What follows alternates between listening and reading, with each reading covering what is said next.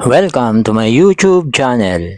For today's video, gagawa ako ng tutorial para sa hindi makapag-verify ng cellphone number nila sa YouTube.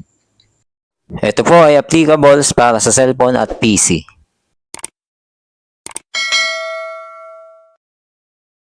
First step, open nyo po ang browser ng cellphone or computer nyo. Tapos type nyo po ang studio.youtube.com.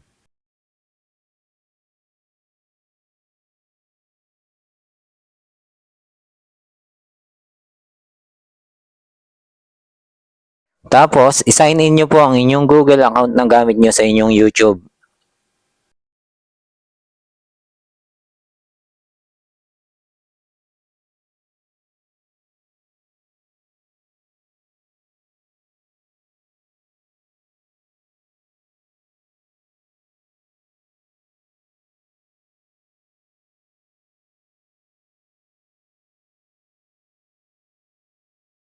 Kapag naka-sign in na po kayo, punta po kayo sa content.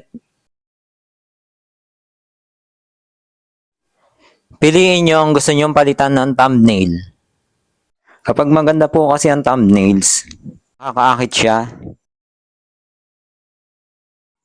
Click upload files. Click verify. Tapos itatype nyo yung cellphone number nyo. Tapos click next. Kapag may lumabas na there was a problem, ibig sabihin po niyan, ang SIM nyong gamit ay maalin sa tatlo. Smart, Talk and Text or D2 SIM. Bili na lang po kayo ng Globe SIM. Di ko po alam kung gagana din kay TM. Para sigurado po, Globe na lang po ang bilhin nyo. Ulitin nyo na lang ang procedure kapag may Globe SIM na kayo. That's all, folks. Kung nakatulong po ang video ito para sa inyo, makikiclick naman po ng like at subscribe. Napakalaking tulong po niyan sa akin.